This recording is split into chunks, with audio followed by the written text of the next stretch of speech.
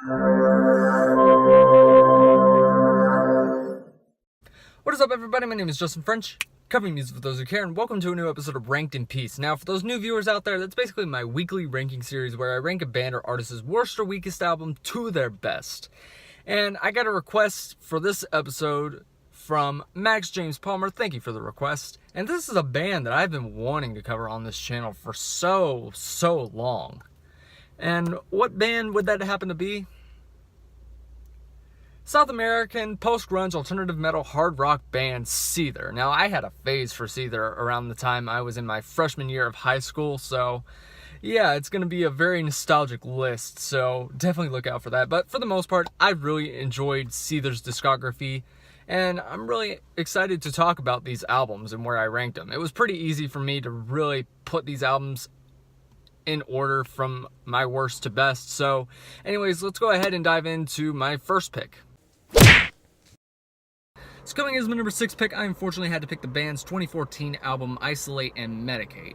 And I know a bunch of you are probably going to wonder where Fragile and Disclaimer 2 are going to be on this list. Well, little disclaimer, no pun intended. Fragile and Disclaimer 2 are not going to be on this list for different reasons. Number 1, Fragile, while it's a great debut for the band, this is whenever they were known as Sarin Gas. And 2, Disclaimer 2 is pretty much the same thing as Disclaimer 1, just with added bonus tracks, so it'd be a bit redundant to really talk about that record.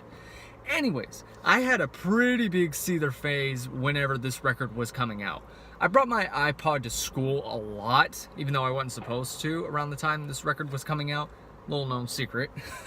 But I remember jamming a lot to this song whenever it was coming out. And it's still a pretty good tune, really holds up still.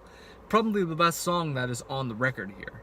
And after listening to that record whenever it came out, it honestly left me a bit disappointed and felt more recycled.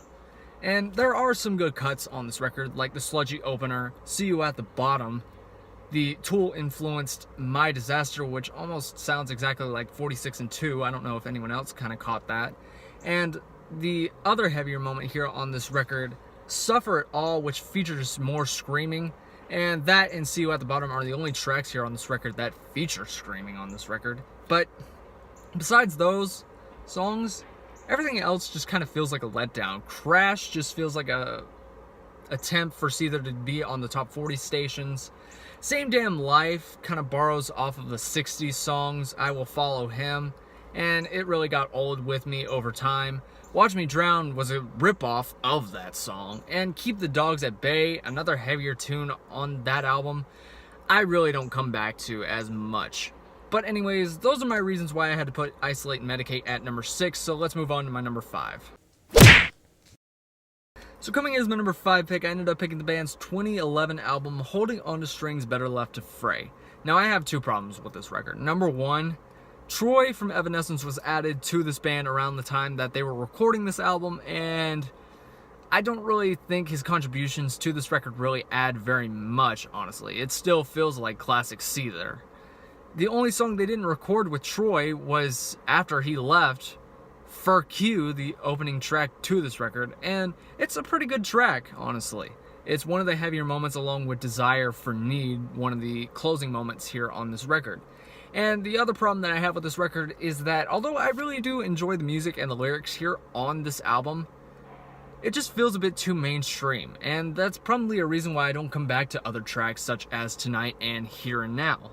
Although I think that the latter half of this album, where it goes from Pass Slowly, Roses, Forsaken even. Forsaken is probably the best song that is on this record. Down, which is the only song that curses here on this record. And again, Desire for Need. And I also do enjoy No Resolution, which kind of sounds like Stone Temple Pilots to me. But those are some really nice highlights from this record. So anyways, that's my number 5. Let's go ahead and move into my number 4. So coming in as my number 4 pick, I usually see a bunch of you put this as your number 1, so this is going to sound like sacrilege, but oh well, this is my list.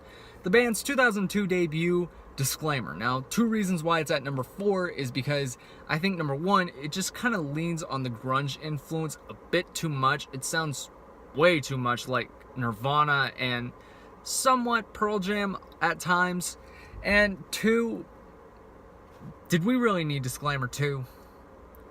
But I can't blame the band on that. Originally what they had intended on was they wanted to release the 7-8 tracks that we got on Disclaimer 2, the bonus tracks, and put them as a little EP, but Disclaimer went out of print, so they put the tracks from Disclaimer along with the 7-8 bonus tracks, remixed them, and that's how we got Disclaimer 2.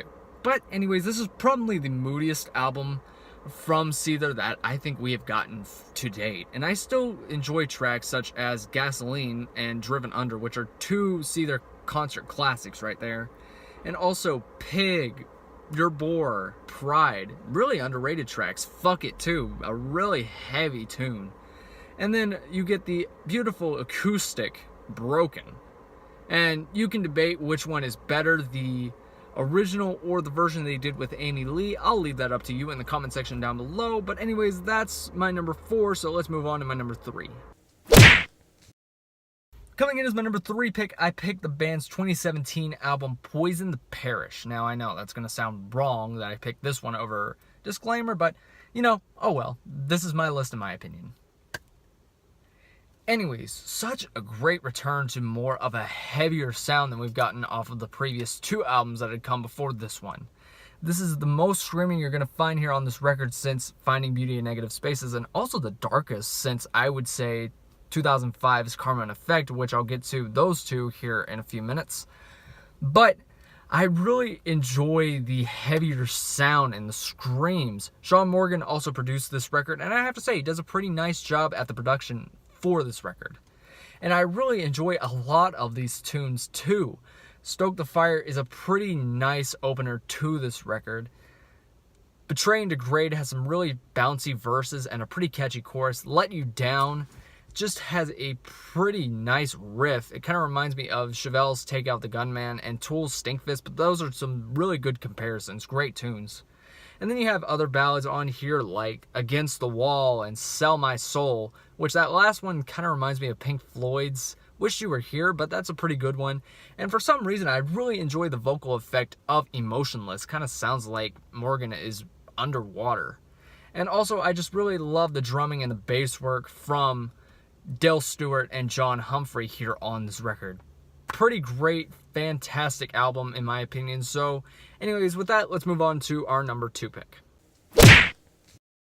Coming in as my number 2 pick, I picked the band's 2007 album Finding Beauty in Negative Spaces, and the main reason why is just because I have a lot of nostalgia for this album. It has just a bunch of great singles such as Fake It and Rise Above This. That is a really powerful one. Originally, Morgan had wrote that track to kind of help his brother out with depression, but unfortunately his brother had committed suicide before the album was released. And Breakdown is a pretty interesting tune. From what I hear, some people claim that it kind of takes aim at Amy Lee, who is Sean Morgan's ex-girlfriend, the lead singer of Evanescence, but Morgan seems to deny it a lot. But just some of the lines, we can already tell. But it also has a bunch of other great tunes on here, and Howard Benson produced this album, and I have to say, he does a pretty good job on the production. I really enjoy tracks on here such as the opener, like Suicide. I really love the screaming bridge on this, where Sean Morgan is saying, "You set me up to fucking fail this time." And then it gets louder and louder every time he's screaming that bridge line.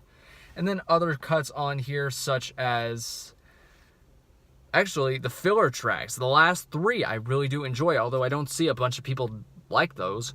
I really enjoy them. Eyes of the Devil, Don't Believe, and Waste. Waste is just a really beautiful way to end this album, in my opinion.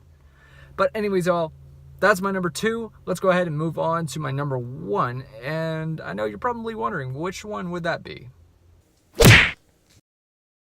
So, the only Seether record I haven't talked about yet would happen to be the band's 2005 record, Karma and Effect, which was originally entitled Catering or Cater to Cowards, but the label had made them change the name.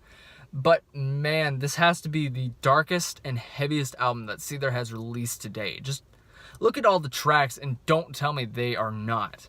Because of Me is a really heavy tune to open this album off with. Remedy is one of the most successful Seether albums to be released to date.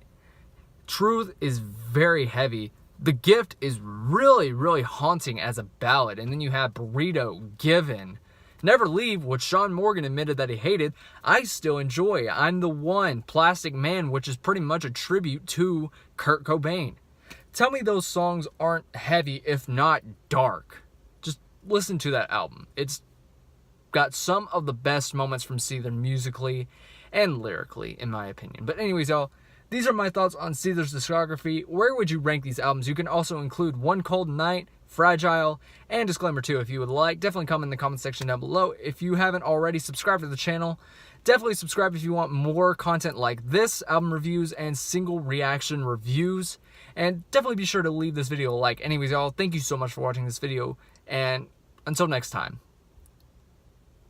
Thank you all for watching this video. As always, thanks to Infinity on Hannah for these awesome designs. If you want to subscribe to my channel, you can click right over there to catch up on more content on this channel. If you want to see a previous video that I did, you can click right over there to see that video. And if you want to follow any of my social media links, they are linked down at the bottom. So thank you all for watching. Hope you enjoyed, and hope to see you soon.